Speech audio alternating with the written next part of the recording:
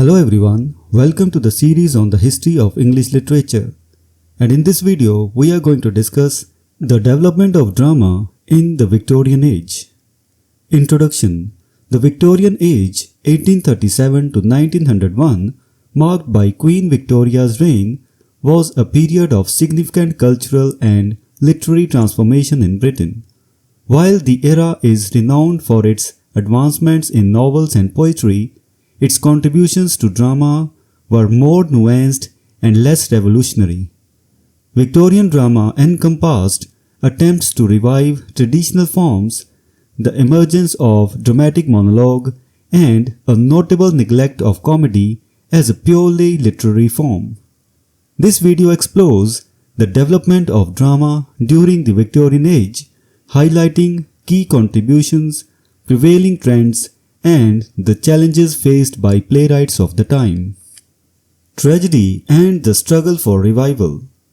Several major poets of the Victorian period ventured into the realm of tragedy, striving to emulate and revive the esteemed models of classical and romantic drama.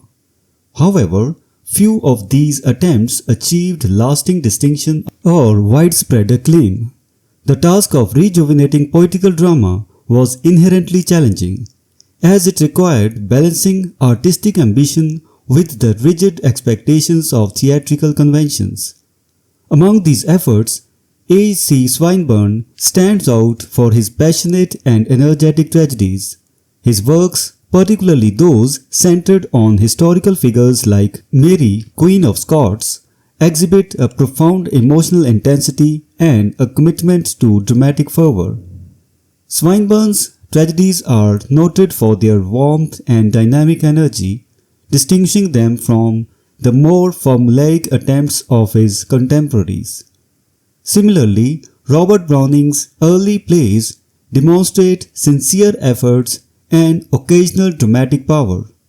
Before Browning's poetic style became more intricate and elaborate, his dramatic works possessed a straightforward sincerity that resonated with the audiences. These early plays showcased his ability to infuse traditional tragedy with genuine emotional depth, although they never fully realized the potential for dramatic distinction. Despite these noteworthy contributions, the overall landscape of Victorian tragedy remained largely unremarkable. The period's playwrights faced the daunting challenge of reviving a genre that had seen diminished prominence, often resulting in works that were conscientious but lacked the groundbreaking impact of earlier dramatic traditions. The neglect of comedy. In contrast to tragedy, comedy was almost entirely neglected as a purely literary form during the Victorian age. While comedic elements existed within plays and literature, there was a distinct absence of serious, standalone comedic drama. This neglect was to be attributed to the era's prevailing moral earnestness and the societal emphasis on propriety and decorum, which often discouraged the development of lighter, more humorous theatrical forms. The lack of attention to comedy meant that Victorian drama did not explore the full spectrum of human experience, limiting its ability to engage audiences with diverse emotional tones. Consequently, the era's theatrical output remained heavily weighted towards more serious and somber themes, reflecting the broader cultural and moral priorities of Victorian society. The rise of the dramatic monologue. A significant development in Victorian drama was the popularity of the dramatic monologue, a form that allowed poets and playwrights to delve into the psychological and emotional depths of individual characters. This form became a hallmark of Victorian poetic innovation, offering means to explore complex inner lives and moral dilemmas through a single character's perspective. Alfred Lord Tennyson was a pioneer in this genre, achieving notable success with pieces such as Ulysses and Tithonus. In these works, Tennyson masterfully crafted voices that reveal the innermost selves of their characters, providing intimate insights into their motivations, fears, and aspirations. The dramatic monologue enabled Tennyson to blend lyrical beauty with profound psychological exploration, enhancing the emotional resonance of his poetry. Robert Browning further advanced the dramatic monologue, producing a host of monologues that were both wide in range and striking in detail. Browning's monologues are perhaps his greatest contribution to literature, showcasing his ability to create vivid, multi-dimensional characters who articulate their deepest thoughts and conflicts. Through this form, Browning was able to present a diverse array of voices, each with their unique perspectives and emotional landscapes, thereby enriching the narrative and psychological complexity of Victorian poetry. The dramatic monologue thus emerged as a powerful tool for Victorian poets, allowing for a nuanced exploration of character and emotion that resonated deeply with contemporary audiences.